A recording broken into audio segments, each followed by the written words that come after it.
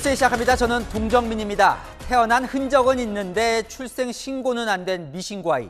이 감사원이 밝혀낸 2천여 명이 다가 아니었습니다. 어린이 보호에 나서는 민간기관 이야기를 들어보니 이 통계에는 잡히지도 않는 미신고 아이가 그보다 훨씬 많다고 합니다. 그 중에는 출생 신고가 안 된 채 숨진 아이도 있고요.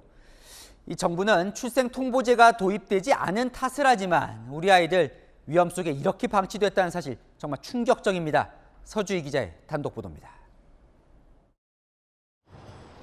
학대 범죄에 시달리다 2017년 숨진 5살 아이. 초록우산 어린이재단 활동가가 사망 신고 절차를 밟던 중 출생 신고가 안 된 사실이 드러났습니다. 사망 신고를 하기 위해 출생 신고부터 해야 했습니다. 실제로 이제 출생 신고가 되지 않은 상태였다는 걸 이제 알게 돼서 출생 신고 먼저 하고 사망 신고를 하게 되는 경우들도 종종 있고요. 지난 2021년 찾아낸 18살 A군. 18년간 출생 신고 없이 방치돼 있었고 교육은 물론 예방접종 이력도 없었습니다.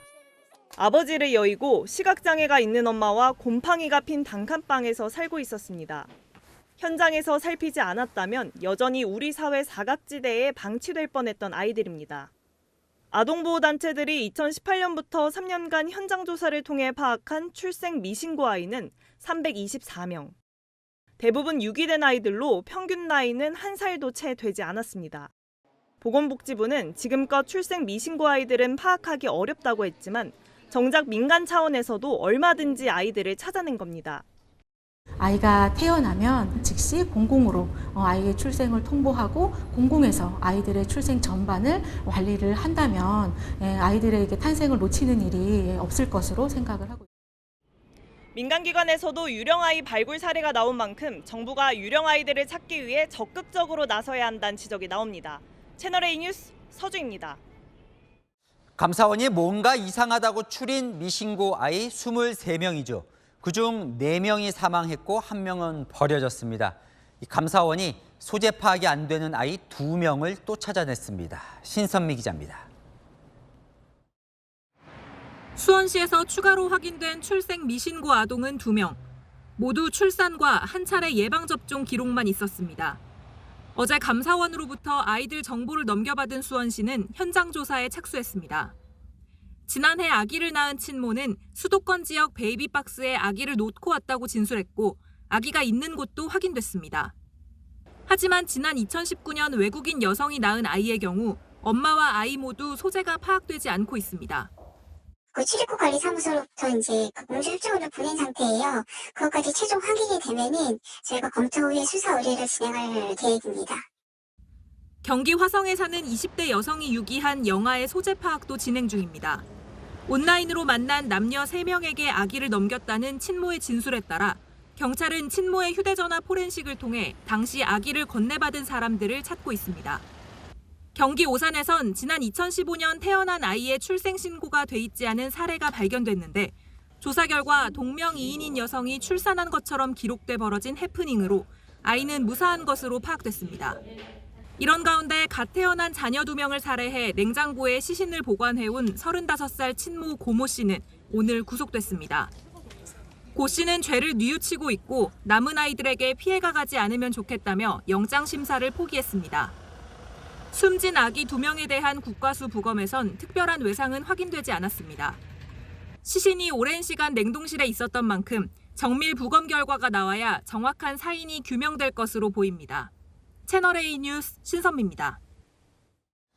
뚜렷한 이유 없이 학교에 안 나오고 있는 장기 결석생이 6,871명입니다.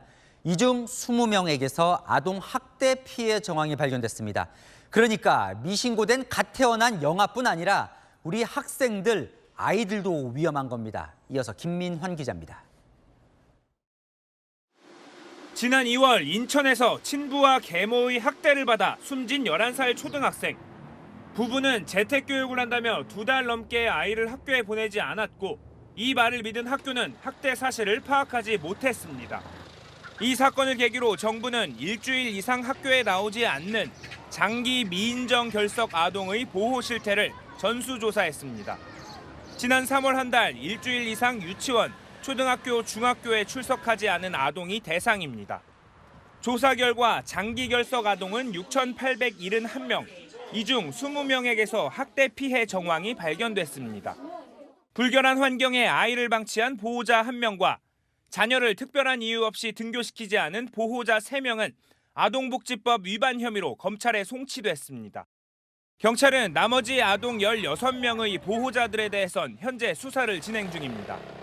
현재 20명 학생의 경우에는 아동보호 전문기관에서의 상담 및 심리 지원, 가정 방문을 통한 수업 지원, 병원 연계 등을 실시하였습니다. 정부는 앞으로 매년 2차례 장기 결석 학생의 안전 점검을 통해 아동 학대 징후를 조기 발견해 차단한다는 계획입니다. 채널A 뉴스 김민환입니다.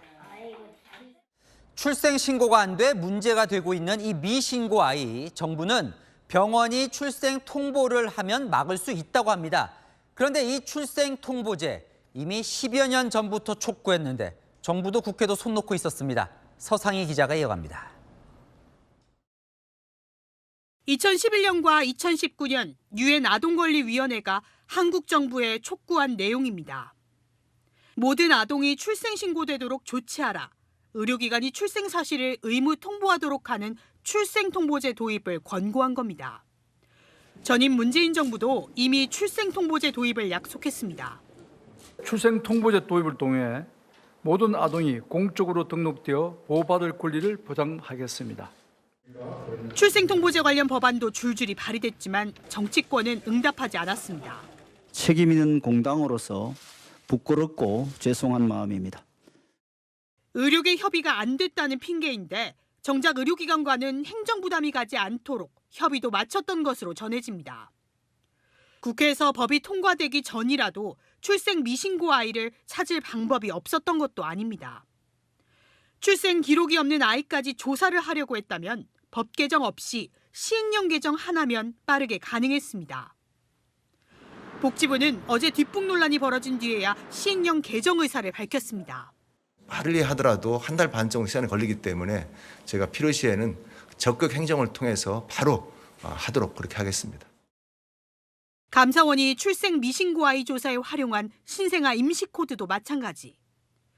질병청 소관이라 접근 권한이 없다는 게 복지부 해명이지만 질병청은 공익적 목적이라면 제공 가능한데 복지부가 요청을 한 적이 없다고 말합니다. 내 탓을 하며 손을 놓고 있던 국회와 정부가 미신고 아이들을 방치해온 셈입니다. 채널A 뉴스 서상입니다. 다음 소식입니다. 홍준표 대구시장과 대구경찰이 또 마찰을 빚었습니다. 오늘 대구경찰청이 대구시청을 전격 압수수색했고 홍 시장은 경찰이 아니라 깡패라면서 맞받았는데요. 이 홍진우 기자 보도 보시고 대체 왜 이러는 건지 아는 기자와 살펴보겠습니다. 경찰이 압수 물품을 담은 박스를 들고 밖으로 나옵니다. 유의미한 자료가 있잖아요. 퀴어 축제 갈등하고 연관돼 있다는 시선에 대해서. 수사관 20여 명이 오전 9시부터 4시간가량 4층 뉴미디어 팀을 수색하며 자료를 확보했습니다. 경찰은 대구시가 공식 유튜브 채널을 통해 홍준표 시장 개인 홍보에 치중하고 있다며 공직선거법 위반 혐의로 고발된 사건과 관련된 압수수색이라고 설명합니다. 하지만 시점이 논란이 됐습니다. 지난 주말 퀴어 문화축제에서 도로 점령 여부를 놓고 대구시와 대구경찰청이 충돌한 지 불과 6일 만입니다. 내가 대한민국 검사를 한 사람이야. 어떻게 대구경찰청장보다 내 형법을 모르겠어요? 집회 시위를 하더라도 형법상 보장된 그런 권리나 법익을 침해해서는 안 됩니다. 대구시는 즉각 반발했습니다. 무관하다고 생각이 들지 않습니다. 오비일학이라고 하지 않습니까? 공권력의 집행도 오해받을 짓은 안 해야죠. 홍 시장도 SNS를 통해 대구경찰청장이 막가고 있다며 수사권을 그런 식으로 행사하면 경찰이 아니라 깡패라고 날을 세웠습니다.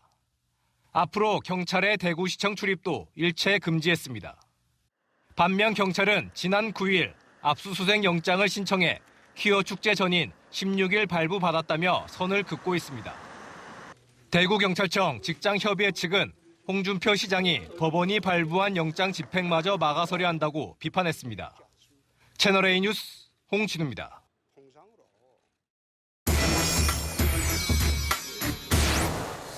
아는 기자 아자 시작합니다. 정치부 이동은 기자 나왔습니다. 아주 드문 일이 벌어지고 있어요. 대구시장과 대구경찰청장이 지금 맞서고 있는 건데 네. 자, 둘 사이에 무슨 일이 있는 겁니까? 네, 같은 일이 벌어졌는데 홍준표 대구시장과 대구경찰청장의 입장이 다릅니다. 홍 시장 이야기부터 들어보면요. 지난 15일 대구에서 큰 불이 난 현장에서 홍 시장과 김수영 대구경찰청장이 만났습니다. 대구 퀴어 축제 이틀 전입니다. 이 자리에서 홍 시장이 퀴어 축제 때 도로 불법 점거를 막겠다고 하자 김 청장은 대뜸 집회 방해죄로 입건을 하겠다고 했다는 겁니다. 그 자리에서 논쟁이 벌어졌고 이후 경찰이 대구시청 압수수색 영장을 신청하고 퀴어 축제에서 충돌이 벌어진 후에 오늘 집행을 했다고 주장합니다. 그러니까 홍 시장 얘기는 보복성 경찰 압수수색이라는 얘기네요. 네, 하지만 경찰은 보복이 성립할 수 없다고 말합니다. 대구시청 압수수색 영장을 신청한 건 홍 시장을 만나기 6일 전, 그러니까 지난 9일이었다는 겁니다. 법원이 지난 16일 영장을 발부했고 그래서 정상적으로 오늘 압수수색을 했다는 거죠. 참, 이게 누구 말이 맞는지 좀 살펴봐야 될 것 같은데 네. 일단 1라운드부터 살펴봅시다. 이 퀴어 축제를 두고 이제 붙은 건데 이건 누구 말이 맞는 거예요? 네, 지난 17일 대구에서 퀴어 축제가 열렸죠. 대구시가 퀴어 축제 주최 측이 도로를 점거하는 건 불법이라며 공무원을 동원해 막았고 경찰은 합법적으로 신고된 집회라며 공무원을 막으면서 충돌이 벌어졌습니다. 양측은 모두 법을 근거로 들고 있는데요.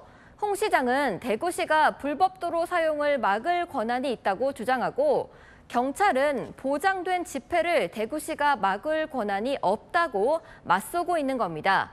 홍 시장은 법제처에 유권 해석을 의뢰한 상황인데요. 법제처에 물어보니 결론이 나오려면 통상 2-3달이 걸린다고 합니다. 자, 이렇게 1라운드 한번 붙고 오늘 이제 2라운드가 벌어진 거예요. 이제 압수수색을 한 건데 자, 시청자분께서도 물어봅니다. 이번 압수수색, 그러니까 오늘 압수수색이 정당한 수색입니까? 아니면 보복성 수사입니까? 네, 시작은 참여연대의 고발입니다. 올해 2월 대구시 공식 유튜브에서 홍 시장을 홍보하는 것을 두고서 사전 선거운동이라고 고발을 했는데요. 홍 시장은 대통령 선거에 출마한다고 한 적도 없고 대구시장에는 다시 출마하지 않는다고 했으니 사전 선거운동이 될 수 없다고 강조하고 있습니다. 그러면서 선관위에서 조사를 하다 큰 문제가 없어서 보류됐는데 경찰이 보복성으로 압수수색까지 했다고 주장하고 있습니다. 반면 대구경찰은 그럼 영장을 발부해준 법원도 보복의 공범이라는 거냐며 퀴어 축제 충돌과는 무관하다고 반박했습니다. 자, 홍준표 시장이 오늘 계속 글을 올리고 있어요. 네. 대구시청에 경찰은 발도 못 붙이게 하겠다 뭐 이런 내용도 올리는데 왜 이렇게 계속 키우는 겁니까, 이 사안을? 향후 정치 행보에 퀴어 축제를 반대하는 게 여론에서 불리할 게 없다 이렇게 보는 것 같습니다. 한국리서치가 지난 9일에서 12일 조사한 여론조사에서 보시는 것처럼 퀴어 축제 개최 반대 의견이 절반을 넘었습니다. 특히 보수층에서는 70%가 반대한다고 답했습니다. 또 무분별한 집회를 제한하는 방향으로 집시법 개정을 여권에서 추진하고 있는데 이 흐름에서 주도권을 주겠다는 의도도 담겼다고 할 수 있습니다. 네, 이게 좀 궁금한데요. 자, 여당 내부에서는 이 사안을 좀 어떻게 보나요? 네, 공식적으로는 말을 아끼면서도 불필요하게 갈등을 키운다는 분위기가 큽니다. 한 중진 의원은 국회도 압수수색 당하는데 대구시청은 안 되는 이유가 있냐며 홍 시장은 왜 5만 사람하고 싸우느냐고 지적했습니다. 네, 잘 들었습니다. 아는 기자 이동은 기자였습니다. 민주당 혁신위원회가 오늘 첫 쇄신 카드를 내놨습니다. 민주당 의원 전원 불체포 특권 포기였습니다. 이 대표 외에 다른 의원들은 포기하지 않겠다는 게 지금까지 공식 입장이었는데 당이 술렁이고 있습니다. 우현기 기자입니다. 민주당 혁신위원회가 소속 의원 전원의 불체포 특권 포기를 공식 요청했습니다. 혁신위원회는 더불어민주당 국회의원 전원이 불체포 특권을 포기하는 서약서를 제출하고 향후 국회의원 체포동의안의 가결을 당론으로 채택할 것을 당에 요구합니다. 국민 신뢰 회복이 우선이라는 게 혁신위의 설명입니다. 앞서 민주당은 김기현 국민의힘 대표가 여야 모두 불체포 특권 포기 서약을 쓰자는 제안에 선을 그은 바 있습니다. 추후에 검찰권의 이제 수사에 의해서 뭐 관련 또 다른 사건들이 있을 수 있겠죠. 그것은 그 사안에 따라서 다시 판단할 문제다. 이렇게 정리를 해드리겠습니다. 김기현 대표가 제안하는 불체포 특권 포기 서명 같은 거는? 그거는 아마 고려되지 않는 것 같아요. 그러나 계속된 체포동의안 부결에 따른 비판 여론과 당 혁신위의 공식 요청까지 이어지며 술렁이는 모습입니다. 당내에서는 의견이 엇갈립니다. 지방의 중진 의원은 상식적이고 바람직하다고 평가했지만 수도권 의원은 야당 의원들이 줄줄이 감옥에 가게 될 것이라고 우려했습니다. 당 지도부는 혁신위와의 사전 교감은 없었다면서 조만간 수용 여부를 결정하겠다고 밝혔습니다. 지도부가 이제 고민하고 있는 것으로 알고 있고요. 지도부가 이제 만나서 토의를 하고 조만간 입장을 정리할 것으로 보고 있습니다.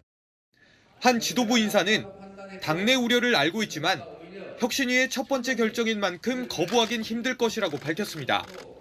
혁신위는 의원들이 검찰 수사로 피해를 보지 않도록 당 차원의 법률 지원 절차를 함께 요청하기로 했습니다. 채널A 뉴스 우현기입니다.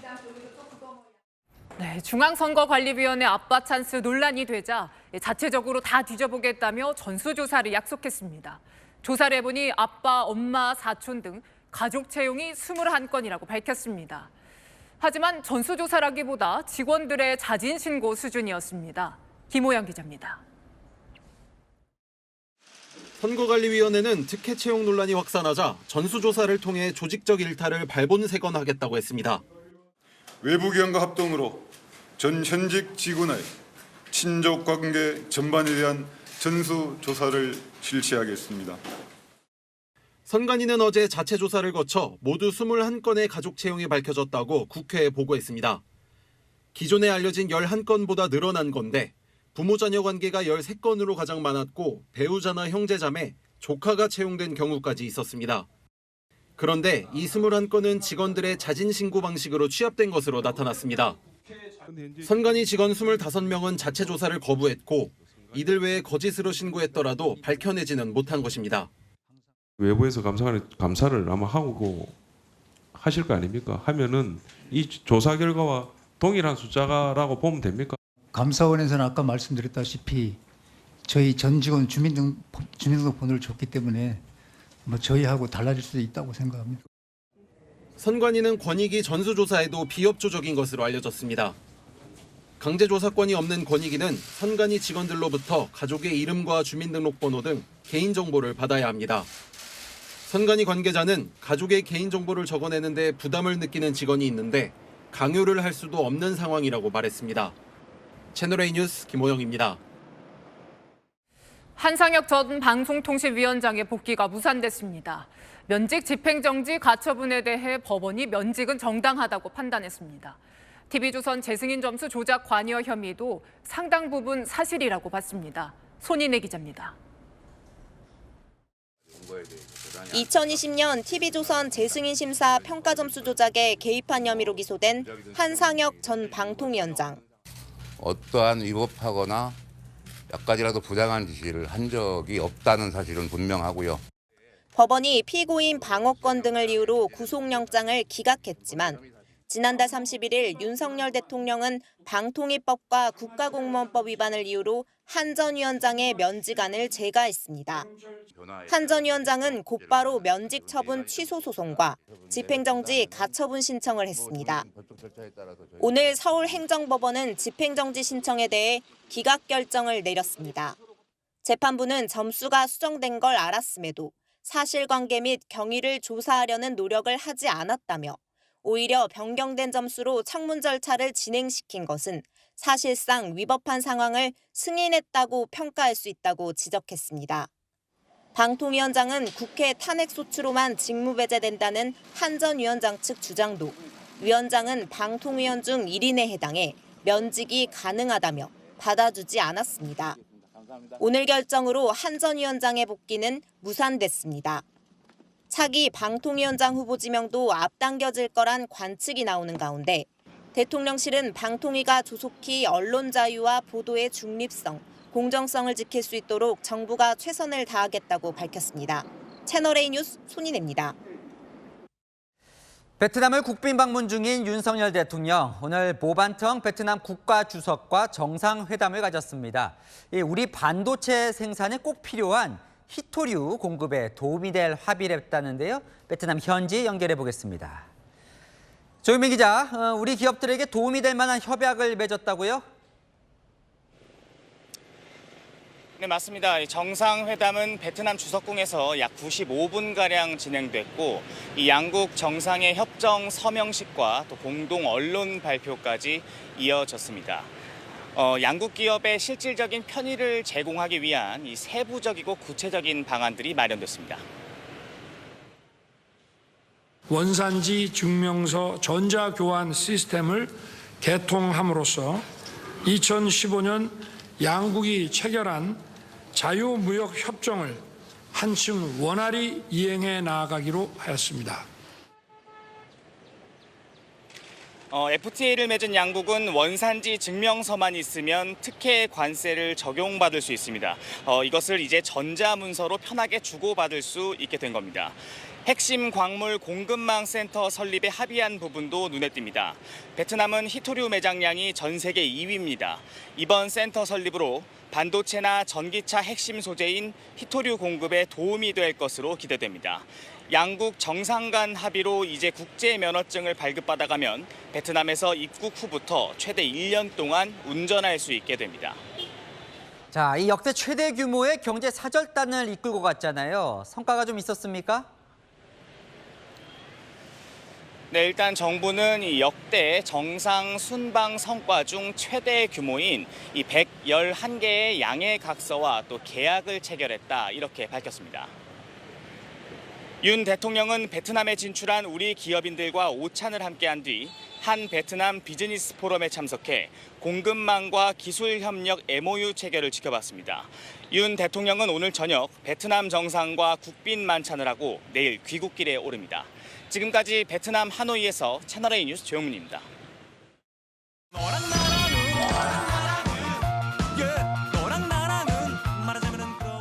야랑야랑 정치부 김민지 기자와 함께합니다. 첫 번째 주제 보겠습니다. 가슴이 둥둥, 누가 한 말일까요? 윤석열 대통령입니다. 베트남 국빈 방문 중인 윤 대통령 부부가요, 어젯밤 문화교류 행사에 참석했는데요. K-팝 그룹의 공연을 본 뒤에 내놓은 감상평입니다.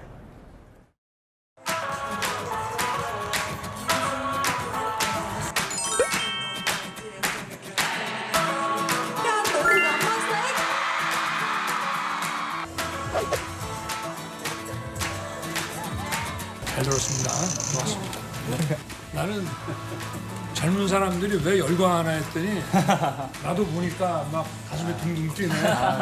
정말 멋있었습니다.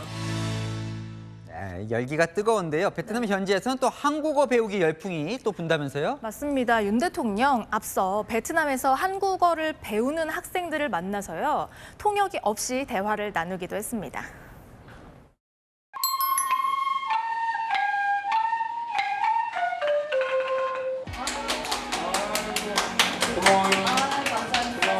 전 세계에서 한국어를 공부하는 친구들. 자, 김치! 자, 우리 한 잔만. 진짜오.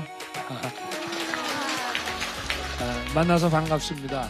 여러분의 이 열기에 우리 한국 정부가 책임감을 가지고 보답을 하도록 이렇게 하겠습니다. 베트남 국민인데 한국어 정말 잘하네요. 네. 대통령도 좀 감명을 받은 것 같네요. 네, 윤 대통령은요, 또 한국 베트남 파트너십 박람회에서는요, K-푸드 홍보대사를 자처했습니다. 한국과 베트남의 음식을 결합시킨 서울에서 베트남 식당을 많이 다녀봤는데 서울에 있는 베트남 식당에서 메뉴를 올리면 엄청 떨리거든요. 한국에서 주는 문제를 70을 한 거니까 떡볶이를 많이 먹어야 되니까. 땡큐.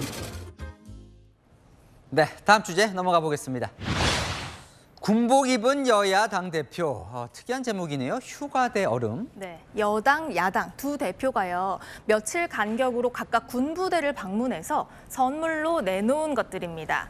오늘 이재명 대표는요, 강원도 강릉 군부대에 갔습니다. 우리 박 병장님은 얼마나 남았습니까? 한 달 정도. 남은 기간. 격도 조심해야 된다. 우리 병사 여러분들이 휴가 갈 때 왜 우리는 간부들하고 다르게 토요일하고 공휴일을 휴가 억울하다 그런 생각 갖고 있다면서요? 말을 못하는 것 같은데 토요일과 공휴일은 휴가권을 포함하지 않아서 더 많은 휴가를 가질 수 있도록 군인 복무기본법에 따르면 병사들은 휴가 기간에 토요일과 공휴일이 들어가면 그만큼 휴가 일수가 깎입니다. 2년 전 전용기 의원이 관련 법안을 발의했지만 논의가 멈춰 있는데요. 이 대표는 법 개정을 약속했습니다. 네, 이 병사들이 와 하면서 짝짝짝 박수를 치던데 네. 귀가 솔깃한 것 같네요. 맞습니다. 사흘 전 국민의힘 김기현 대표는 강원도 철원의 백골부대를 방문했죠. 이번에는 병사들 눈이 반짝였습니다. 반갑습니다. 상병이십니다. 저녁 10월 달이요. 김기현이잖아.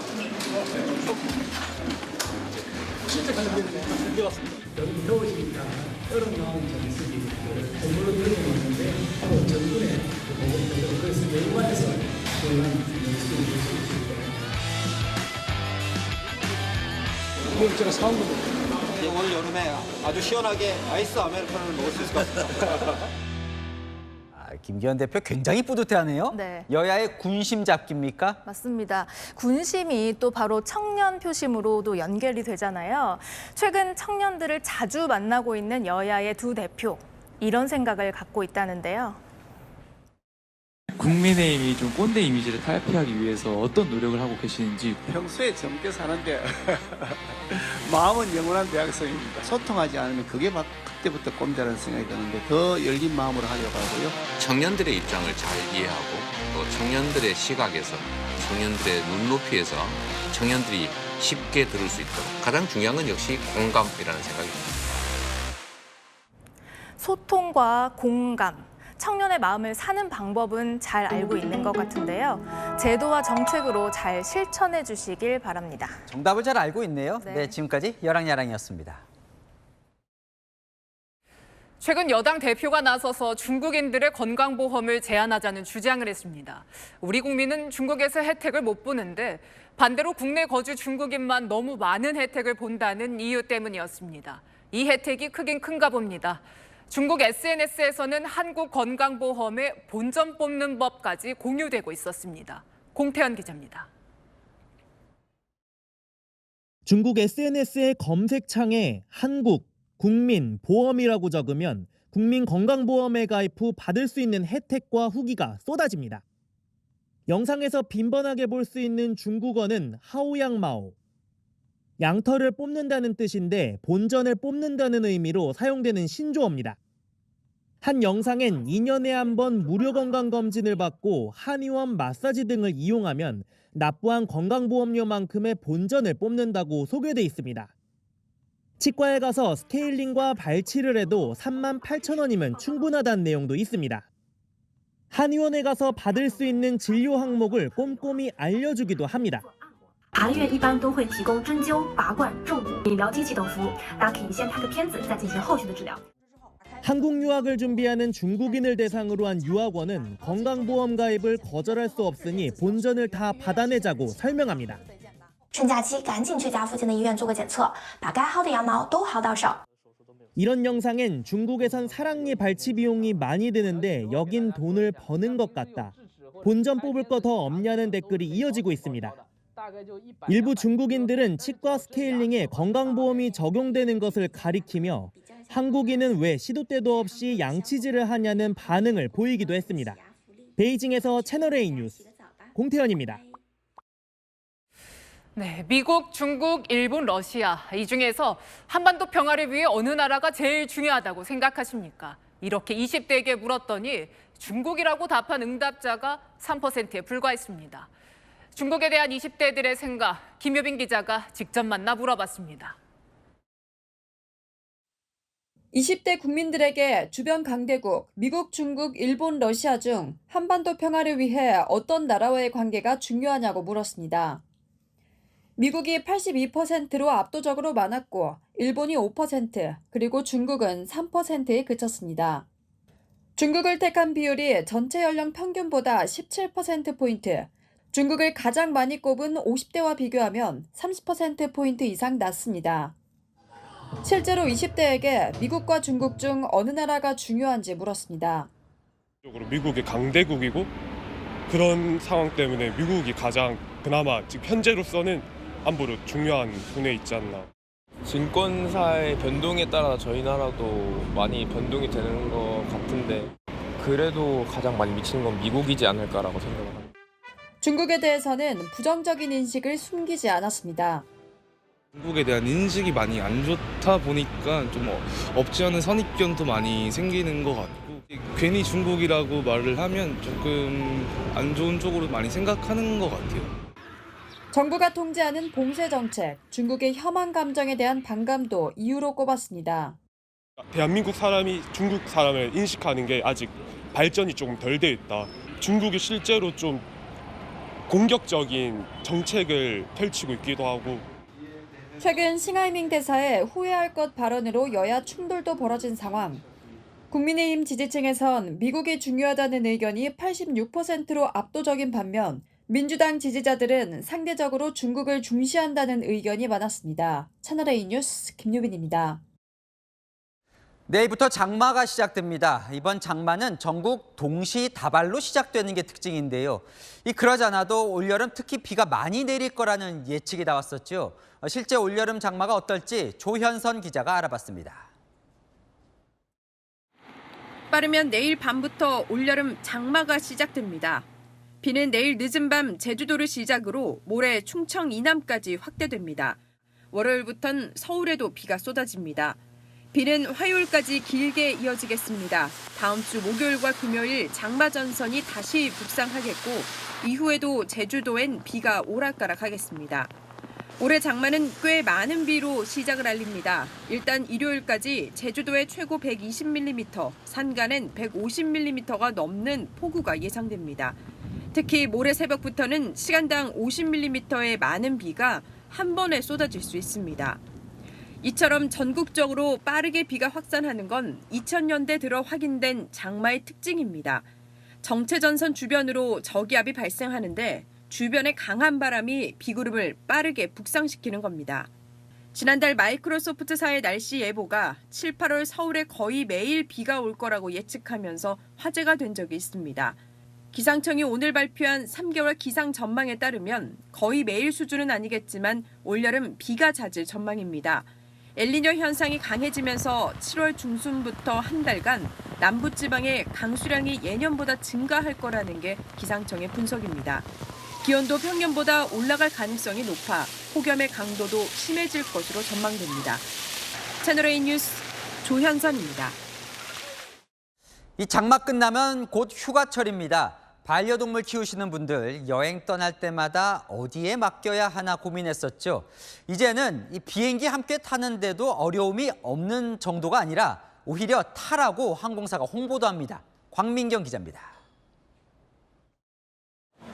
부산으로 여행을 떠날 준비를 하는 박나연 씨와 반려견 달봉이. 공항 카운터에서 익숙하게 탑승 수속을 합니다. 1년에 서너 번은 이렇게 달봉이와 비행기를 탑니다. 제주도 한번 데리고 간 적이 있는데 강아지랑 가니까 되게 좋았어요. 걔도 아기나 마찬가지거든요. 그냥 제가 조금 더 수고스럽더라도 달봉아, 할머니, 외할머니 보러 가자, 외할머니. 반려견 케이지에 태워 기내에 탑승하는 방식입니다. 최근 반려견 동반 여행객이 늘면서 항공사에서 아예 반려견 여행 도시락을 팔고 스탬프를 적립하면 무료 탑승권을 주기도 합니다. 운송 중에는 머리 안 나오게끔 케이지 끝까지 닫아주시고 고객님 발밑으로 보관해주시면 되세요. 실제 국내 항공사의 반려동물 수송 건수는 증가세를 보이고 있습니다. 코로나19 전과 비교해 대한항공 25.8%, 아시아나항공은 23.6%, 제주항공은 195% 늘었습니다. 좋은 추억 많이 쌓아주고 싶어가지고 네, 가는데 너무 좋아요. 강아지 약간 정서에 좋을 것 같아요. 같이 비행기를 못 타도 반려견을 공항까지 데려와 최소 5만 원대 가격에 맡길 수도 있습니다.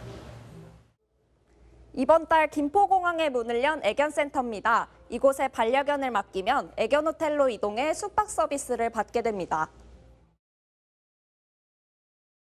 엄청 편하고 또 이제 다른 곳에다 맡기면 이제 또 그곳까지 가는데 또 시간도 걸리고 스트레스도 많이 받는데 바로 이제 찾을 수 있어서 굉장히 편리한 서비스인 것 같아요.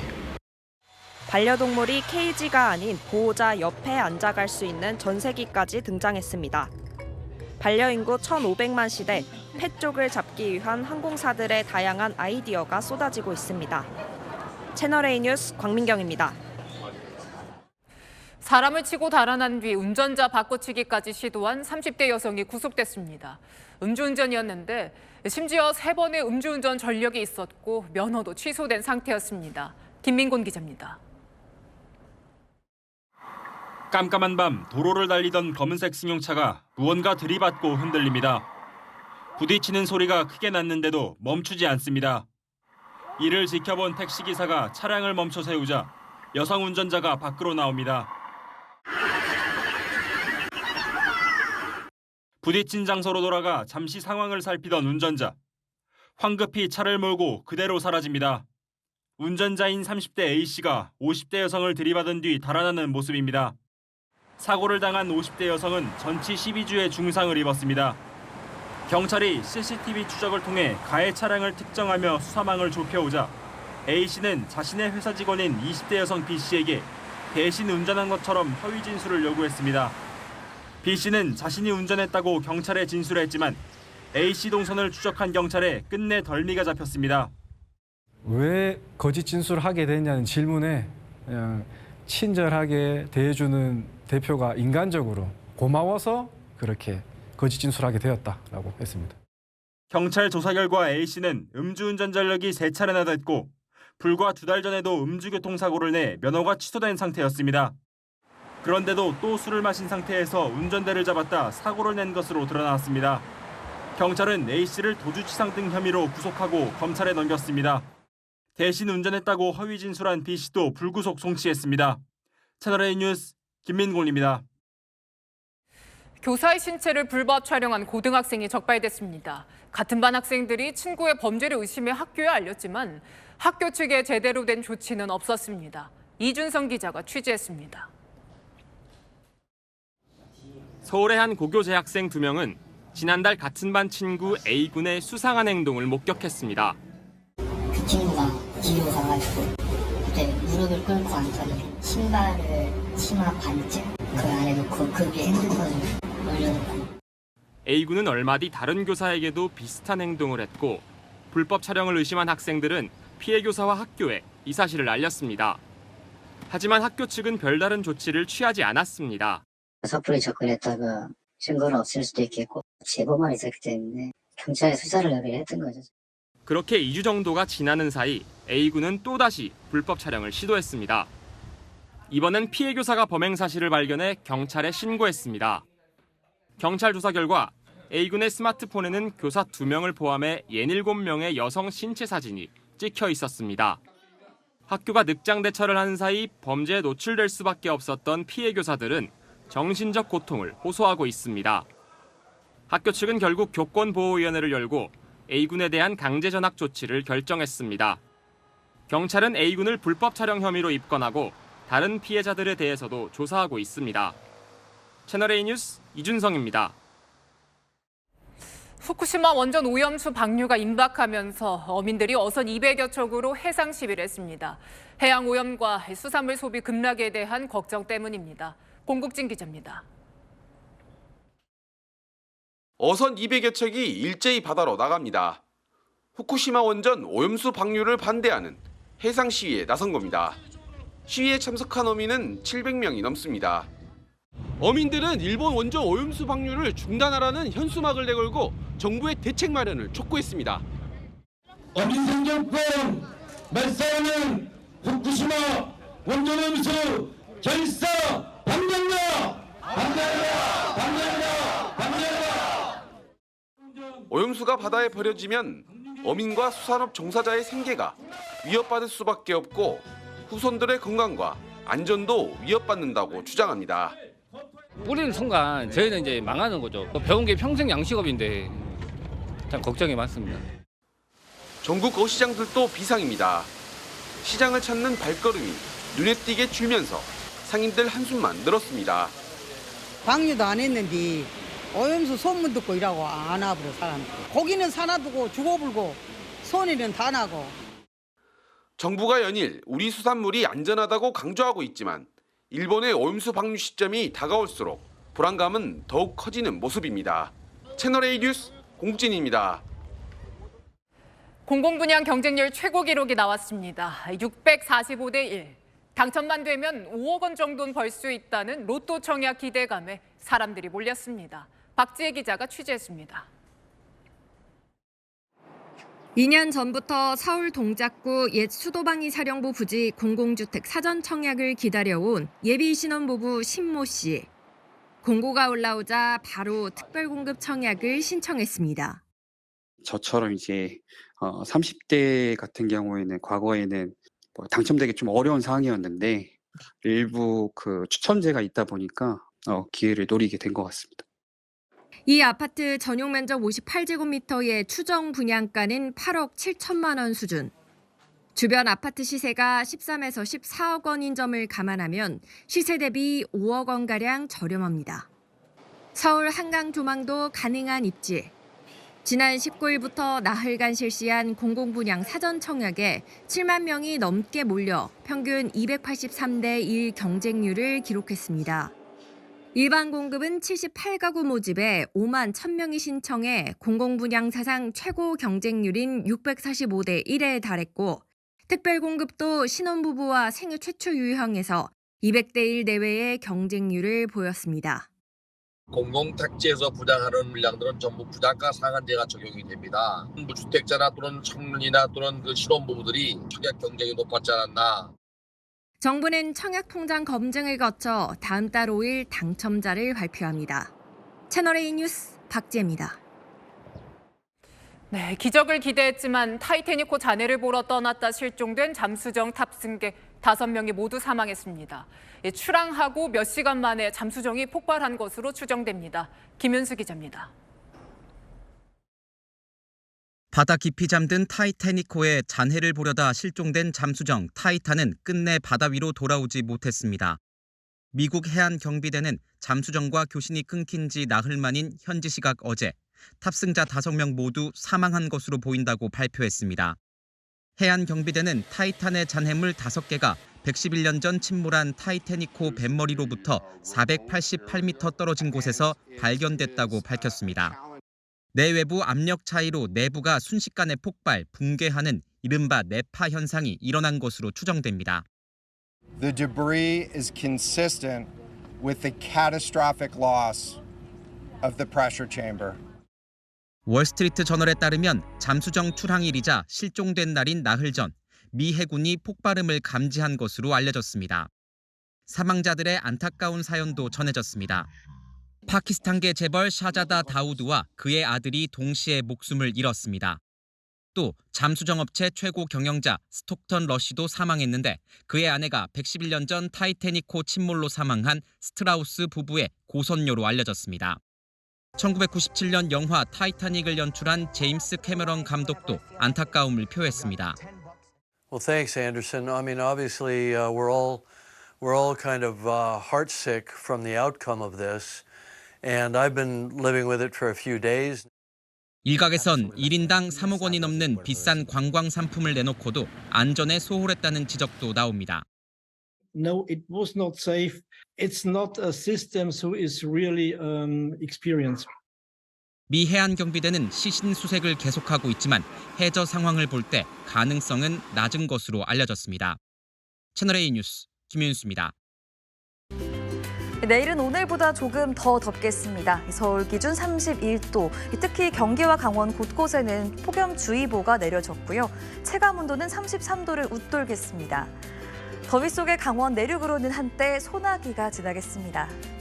이번 주말 올해 장마가 시작됩니다. 비는 내일 밤 제주도에서 시작돼서 모레 충청 이남으로 월요일이면 전국으로 확대됩니다. 화요일 오전까지 이어지겠습니다. 비의 양이 제주도에 최고 150mm 이상, 남해안도 100mm가 넘겠습니다. 모레 새벽 제주도는 시간당 50mm의 집중 호우가 예상됩니다. 다음 주 후반 장마 전선은 다시 북상하겠습니다. 날씨였습니다. 2236명. 분명 태어난 것 같은데 출생신고가 안 된 아이들입니다. 다가 아닙니다. 민간기관 얘기로는 출생신고 없이 숨지는 영아도 많다고 합니다. 통계에도 안 잡히죠. 별 이유 없이 학교를 오랫동안 나오지 않고 있는 장기 결석생이 또 이렇게나 많습니다. 전 세계 최악의 저출산 국가라고 호들갑을 떨었는데 정작 태어난 아이들도 못 지키고 있었습니다. 아이 부모도 사회도 국가도 원망스럽지만 저도 역시 부끄럽습니다. 마침표 찍겠습니다. 지켜주지 못해 미안해. 뉴스에 마칩니다. 감사합니다.